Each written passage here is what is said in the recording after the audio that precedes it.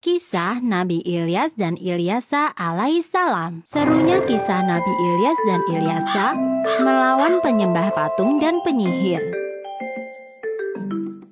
Sepeninggal Nabi Sulaiman, rakyat Bani Israel mengalami kemunduran. Praktik sihir mulai muncul lagi dan mereka menciptakan Tuhan baru, yaitu Baik. Keadaan pun menjadi semakin kacau. Saat itulah Allah mengutus Nabi Ilyas untuk mengembalikan keimanan rakyat Bani Israel. Sama seperti kaum Bani Israel terdahulu, kali ini pun mereka menentang dengan keras dakwah Nabi Ilyas. Mereka menuduh Nabi Ilyas sebagai orang gila. Bahkan ketika Nabi Ilyas menyampaikan azab Allah, kaum Bani Israel tetap saja membangkang. Azab Allah sungguh dahsyat, yaitu datangnya musim kemarau yang panjang sampai 3 tahun. Kaum Bani Israel semakin marah kepada Nabi Ilyas. Mereka pun menyusun sebuah rencana untuk membunuh Nabi Ilyas. Allah menyuruhkan kepada Nabi Ilyas untuk bersembunyi di lereng gunung. Dan dengan perlindungan dari Allah, Nabi Ilyas tetap aman di dalam gua dan tidak pernah ditemukan. Suatu ketika, saat sedang berlari dari kejaran kaum Bani Israel, Nabi Ilyas bersembunyi di rumah seorang wanita tua. Ia hanya tinggal bersama Ilyasa, anaknya yang sedang terbaring sakit. Wanita tua itu tahu siapa Nabi Ilyas dan berjanji akan memberikan tempat untuk bersembunyi. Ia pun memohon agar Nabi Ilyas berdoa bagi kesembuhan anaknya. Nabi Ilyas memenuhi permintaan wanita tersebut. Dan atas izin Allah, Ilyasa pun sembuh dari penyakitnya.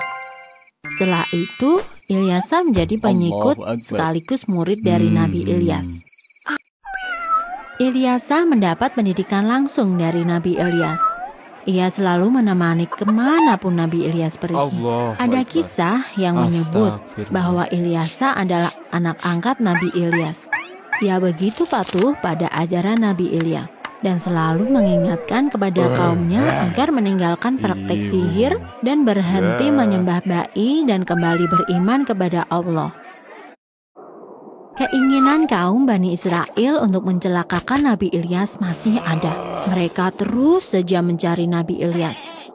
Perilaku mereka ini membuat Allah murka, sehingga datanglah azab bagi kaum Bani Israel. Musim kemarau panjang datang selama 3 tahun.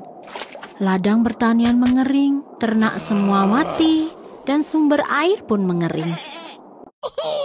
Bencana kekeringan ini menyadarkan kaum Bani Israel. Mereka teringat pada ucapan Nabi Ilyas bahwa patung ba'i yang mereka anggap Tuhan tidak akan mampu menyelamatkan mereka. Kini mereka pun berniat mencari Nabi Ilyas untuk bertaubat dan memohon pertolongan. Atas izin dari Allah, kaum Bani Israel berhasil menemukan Nabi Ilyas. Mereka bertaubat dan menyatakan beriman kepada Allah. Kaum Bani Israel menepati janji mereka. Kini mereka hidup dengan tentram dan beribadah sesuai dengan ajaran Nabi Ilyas. Setelah Nabi Ilyas wafat, Ilyasa meneruskan perjuangan sang Nabi untuk terus berdakwah. Dan kemudian Allah mengangkat Ilyasa sebagai nabinya. Selama masa kepemimpinan Nabi Ilyas dan Nabi Ilyasa, kaum Bani Israel hidup dalam kemakmuran dan kedamaian. Selesai.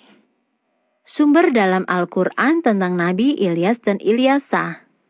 Dan sesungguhnya, Ilyas benar-benar termasuk salah seorang Rasul-Rasul. Surat As-Sofa'at ayat 123. Dan ingatlah akan Ismail, Ilyasa, Zulkifli. Semuanya termasuk orang-orang yang paling baik. Quran Surat Sad ayat 48.